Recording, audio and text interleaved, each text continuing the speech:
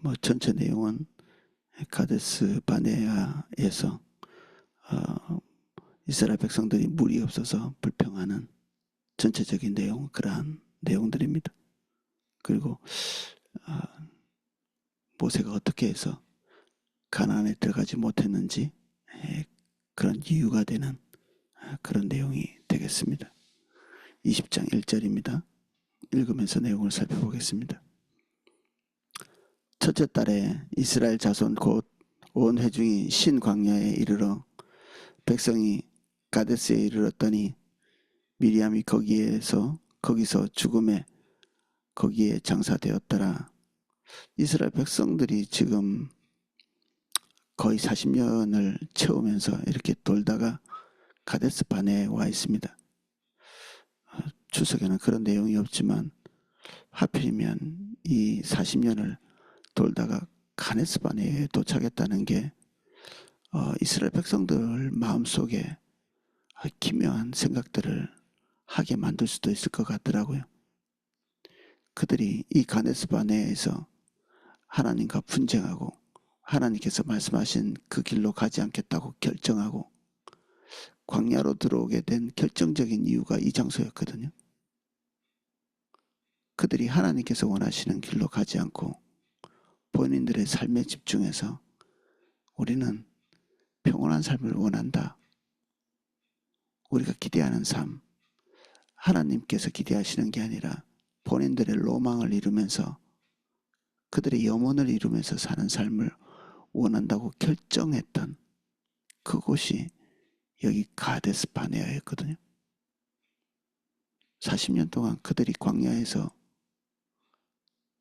고생을 하면서 돌고 악정고투하면서 그렇게 돌았던 그 시간들이 이 가데스 바네아에서 다시 이제 이곳에 도착하면서 그들은 그들의 삶이 무의미한 삶이었다는 것 자체에 대한 어떤 공포감이 몰려오지 않을까 싶습니다.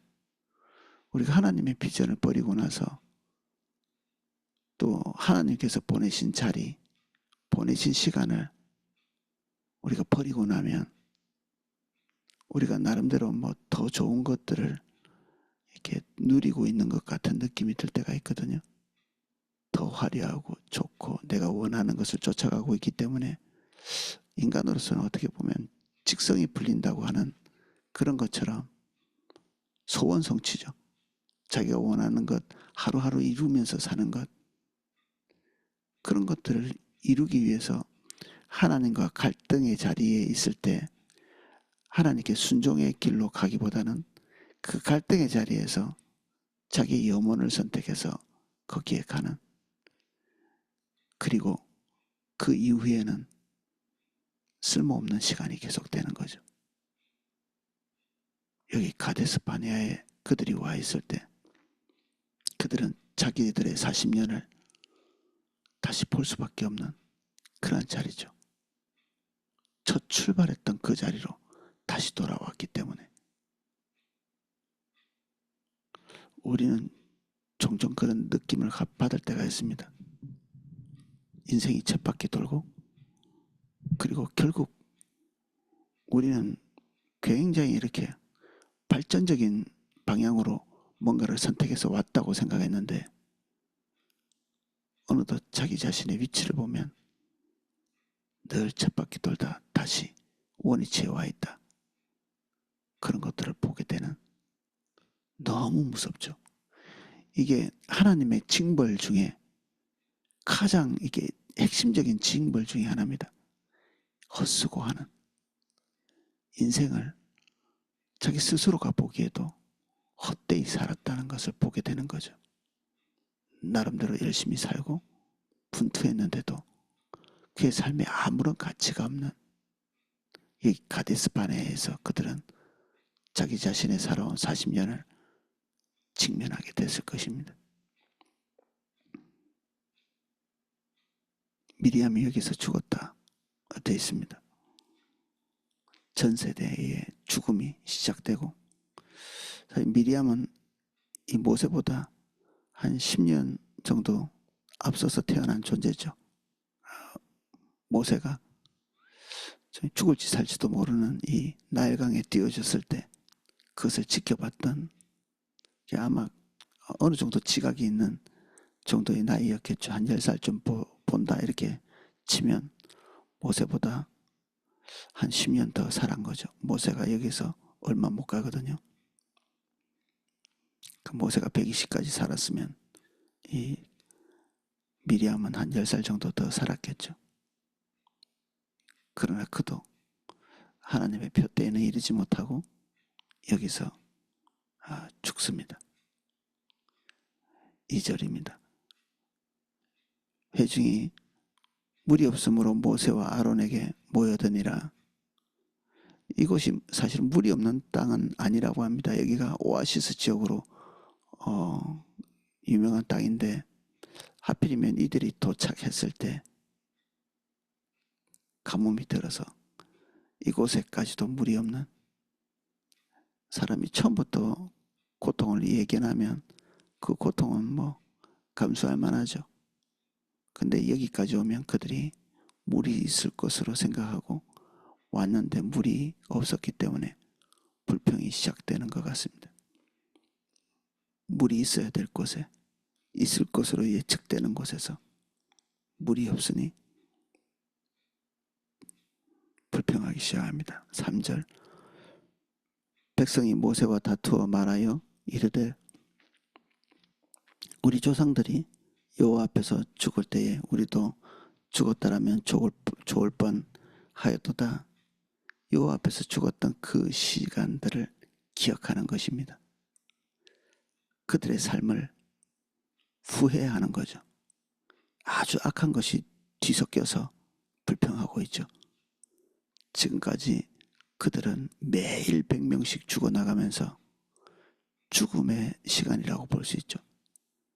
하나님이 기다리신 건 그들의 죽음이고 그들의 전 세대가 다 없어질 때까지 이 광야에서 쓸모없는 시간을 보내고 있는, 그 쓸모없는 시간에 일어났던 일은 죽고 매장하고 죽고 매장하고 죽고 매장하고,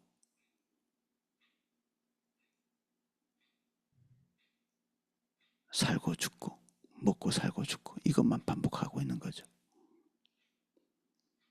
여기에 물이 없기 때문에 그들에게 고통이 찾아왔는데 그 고통 속에서 그동안 그들이 봤던 사람들의 죽음, 이 고통이 오기 전에 죽었으면 좋았을 텐데 그게 재앙인 줄도 모르고,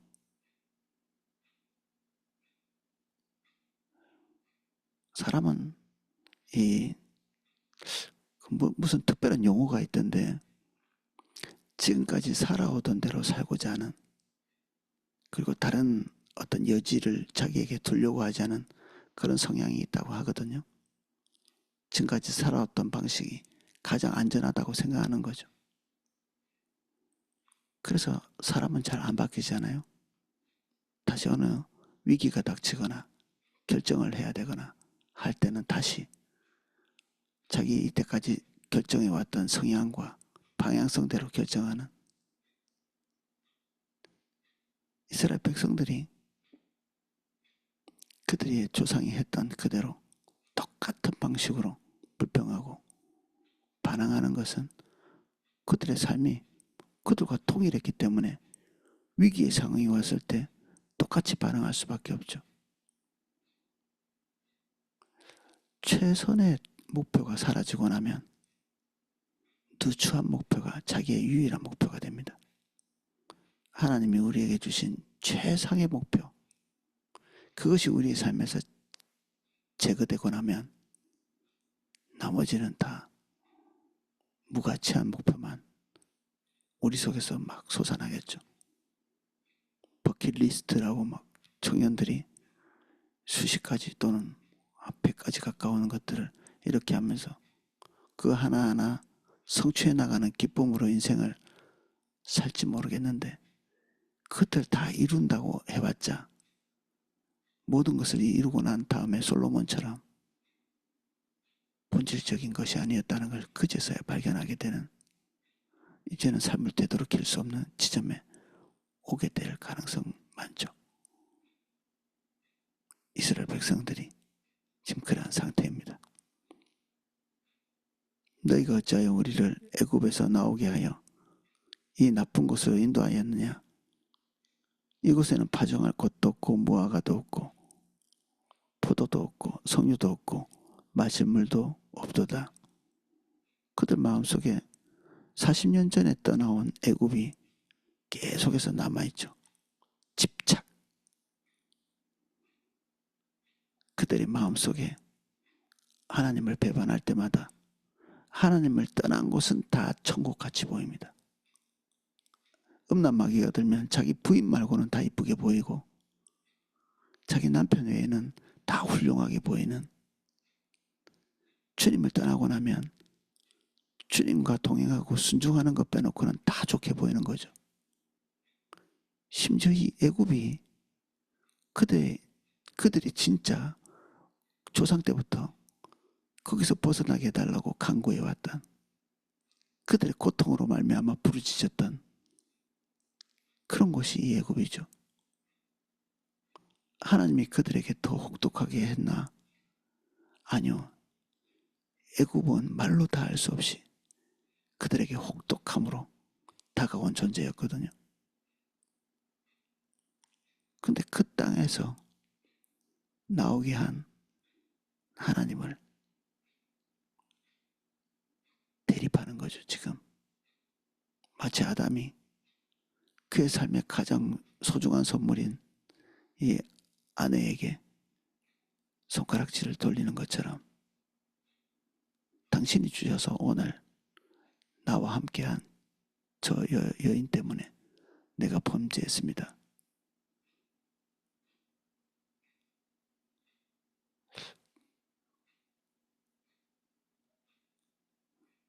그래서 이게 무의미한 얘기지만 무화과, 포도, 석류, 광야에서는 당연히 없죠. 그래서 재앙이라는 것이고, 하나님께서 기대하시고 원하셨던 길로 간 그곳에 사실 그들이 원하는 것도 있었거든요. 여기 무화과, 포도, 석류, 마실 물, 가나안 땅에 있었죠.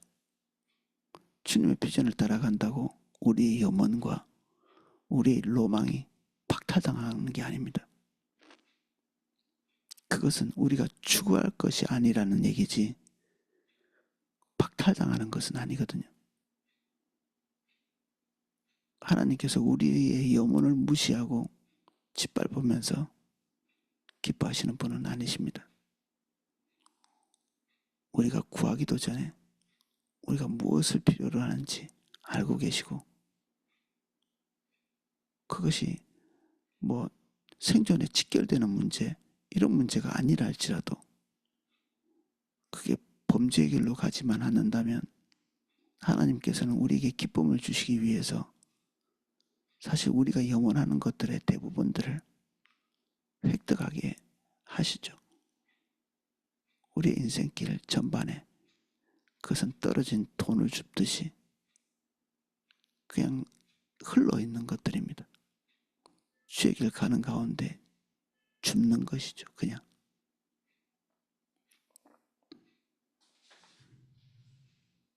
모세와 아론이 회종 앞을 떠나 회막문에 이르러 엎드리매 여호와의 영광이 그들에게 나타나매 여호와께서 모세에게 말씀하여 이르시되 지팡이를 가지고 내 형 아론과 함께 회중을 모으고 그들의 목전에서 너희는 반석에게 명령하여 물을 내라 하라. 내가 그 반석이 물을 내게 하여 회중과 그들의 짐승에게 마시게 할지라. 모세가 그 명령대로 여호와 앞에서 지팡이를 잡으니라. 모세가 이 지팡이를 통해서 많은 기적을 행하게 되죠. 모세가 하나님 앞에 기도할 때 이 지팡이를 내동댕이 치고 기도한 것 같습니다. 저는 이게 모세의 훌륭함이라고 생각이 들더라고요. 사람은 자기와 역사했던 그때 그 시점, 그 방식, 한때 하나님의 은혜 주시면 거기에 매여가지고 나오지 못하거든요. 그 방식, 그 방법, 그 패턴. 그래서 한때 하나님을 신실하게 쫓아갔던 사람도 그때 있었던 방식, 형태, 그런 것에 매여가지고 헤어져 나오지 못하고, 하나님께서는 이미 움직이고 계신데 움직이지 못하고 하나님이 역사했던 그 자리에, 옛날에 역사했던 그 자리에 그냥 거기에 머물러 있는 경우가 많죠. 그래서 기독교 역사는 항상 이단 취급을 받던 그 핍박의 시간에서 정통, 그야말로 생명이 죽어있는 정통, 그때 한때는 이단 취급을 받던 것들이 어느 시점이 되면 정통이 되어서 하나님께서 행하시는 또 다른 것을 막는, 이게 모순이죠. 한때는 진리였으나 한때는 진리를 막는 사단의 도구가 될 가능성이 많은, 모세는 하나님의 행하심을 경험하는 결정적인 순간마다 이 지팡이를 가지고 있었거든요. 홍해를 가를 때도 이스라엘 백성들을 인도하는 그 어떤 곳에서도 처음부터 하나님과 함께 있던 그 순간부터 가지고 있었던, 그런데도 모세의 눈이 지팡이를 주목하지 않는, 올바른 거죠. 주님을 주목해야 되는 거. 주님이 없는 지팡이는 아무 의미도 없는 것이니까. 히스기야 시대 때는 한때는 치유의 상징이었던 모세 시대의 노뱀을 음란히 섬겼다 이렇게 되어 있습니다. 한때는 은혜의 상징, 치유의 상징, 하나님과의 관계, 하나님과의 믿음, 그것을 상징했던 노뱀이 이제 거기에 하나님이 빠지고 주술적인 힘을 가지고 있는 치유의 상징으로만 남아있을 때 그들은 깨뜨려져야 될 것이죠. 부러져야 될 것이고 그들의 삶에서 제거되어야 될 그런 물건이 되는 것입니다. 우리는 나이가 들수록 이전에 해왔던 것에 대한 집착이 커집니다. 주님이 한때 역사하셔서 우리에겐 너무 소중한 거죠. 주님이 한때 이 방법, 그리고 이런 방식, 그 지점, 그때, 그러나 더 이상 주님이 안 계시는 로망만 남아있고 추억만 남아있는, 의미 없는 것입니다. 모세는 주님과의 실제적인 관계를 가지고 있었기 때문에 사실 이런 유혹에서 벗어난 것입니다. 나이가 120이 됐는데도 지나간 주님의 역사 중에 그 추억에만 머물러 있지 않죠. 오늘 이 시점, 이 자리에 하나님을 주목하고 있기에 그 이 모세의 그 지팡이를 이렇게 부둥켜 안고 있지 않은 거죠. 그런데 하나님께서는 그 지팡이를 가지고 서서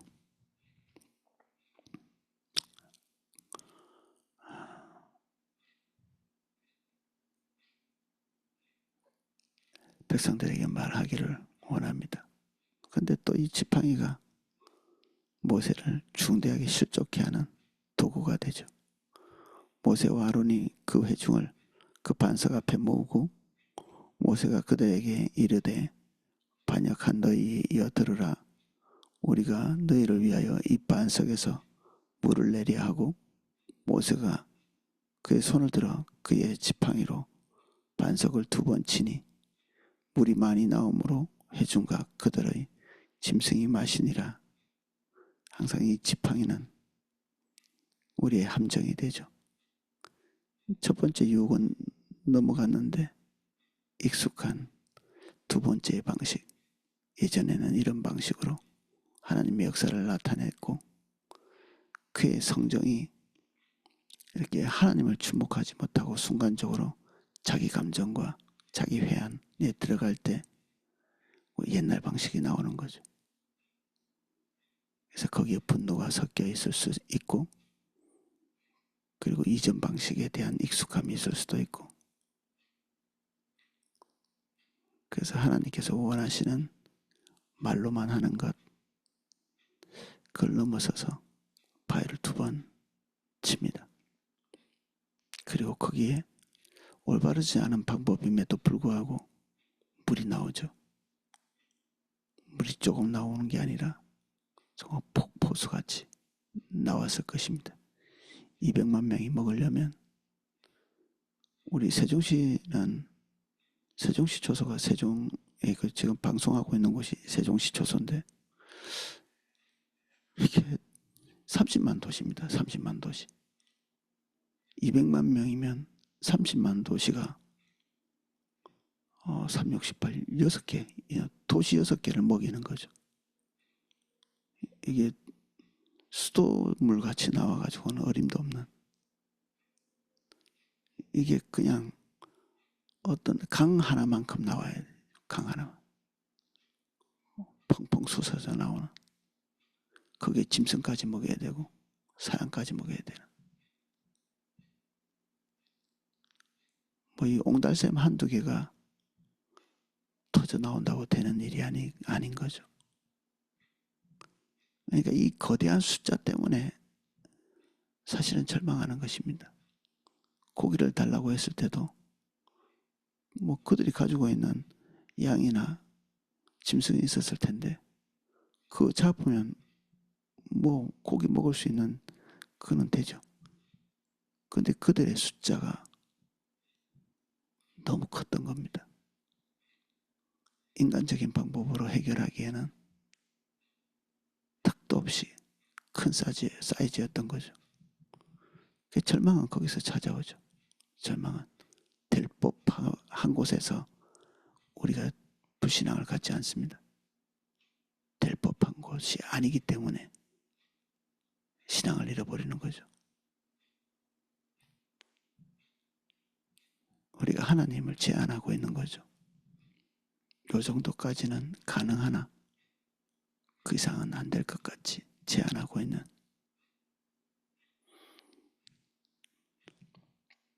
그래서 여기서 물이 나왔다.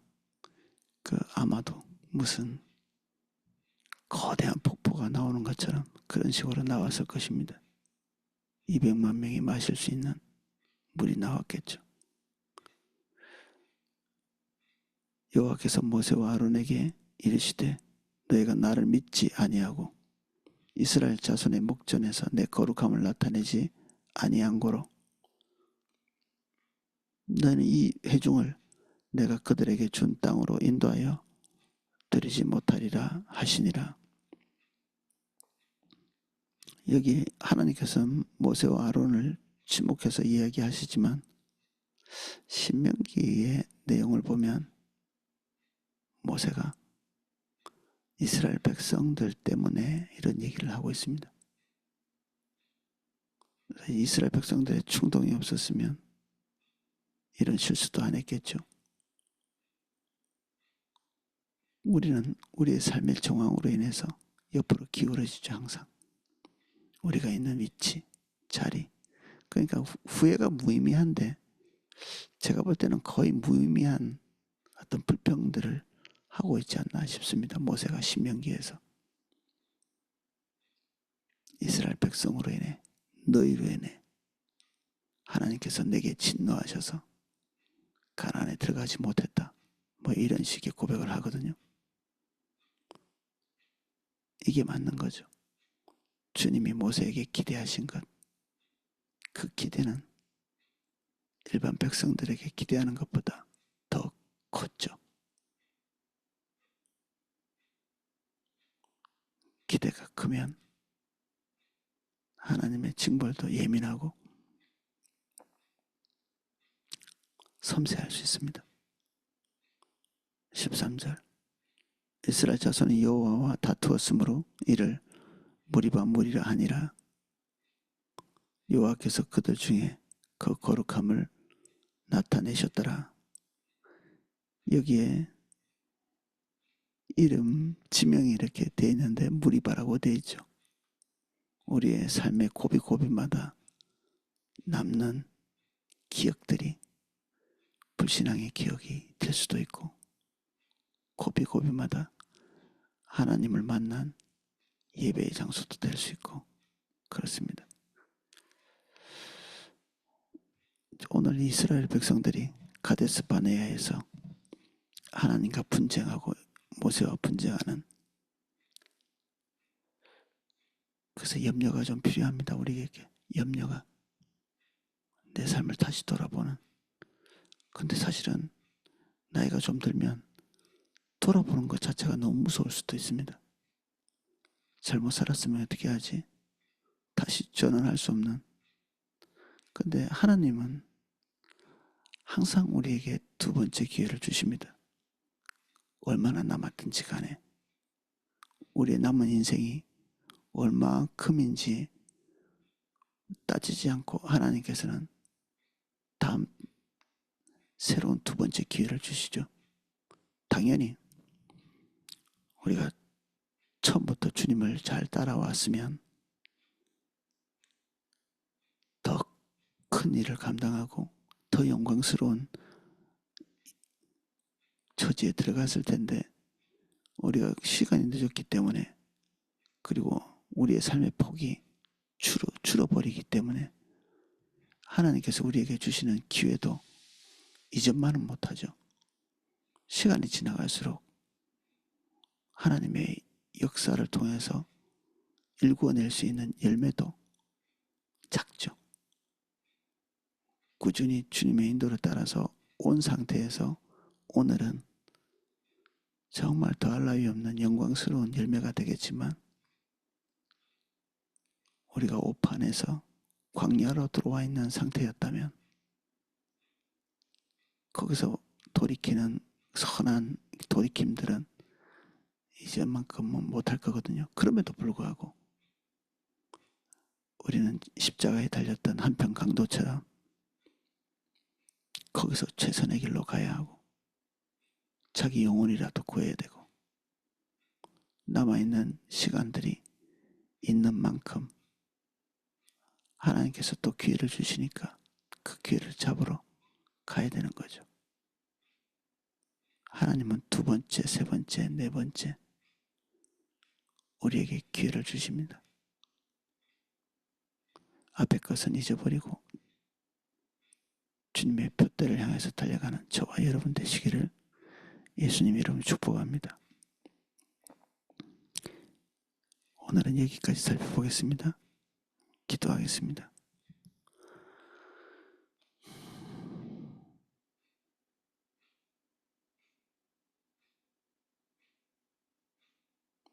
우리가 하나님의 역사를 얼마나 많이 경험하고 여기까지 도달했다 할지라도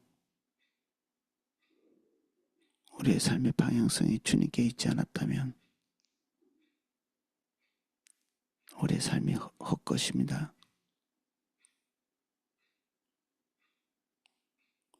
오늘 우리가 주님 주목합니다. 우리의 삶의 결핍이 우리를 사로잡기 전에 우리의 평온의 시간에 주님 주목합니다.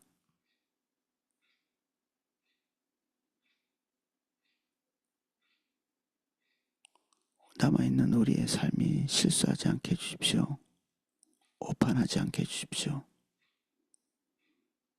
많이 줄었겠지만 주의 영광을 바라보며 갈 수 있도록 도와주십시오. 주를 찾는 자에게 주시는 그 상급을 바라봅니다. 주님이 내 편이 아니시라.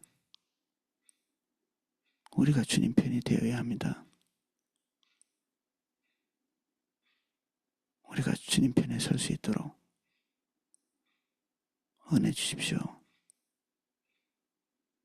우리의 모든 종교적인 아집들을 주님 발 앞에 내립니다. 어느 지점이든지 영에서부터 출발하고 다시 밑바닥에서부터 출발하는 새로운 걸음을 주십시오. 예수님 이름으로 기도합니다. 아멘.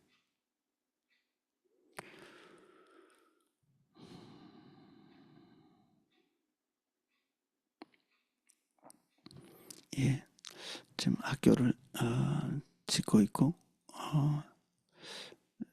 투+2 청년들이 이제 다시 자기들이 파송받을 곳으로 가서 이제 오늘부터 정착을 시작하고 또 거기 생활을 시작하게 될 것입니다. 위에서 기도해 주시고 담임 목사님이 이제 아마 오늘쯤은 사역을 마무리하고 계실 텐데 잘 마무리하고 돌아오실 수 있도록 기도 부탁드립니다.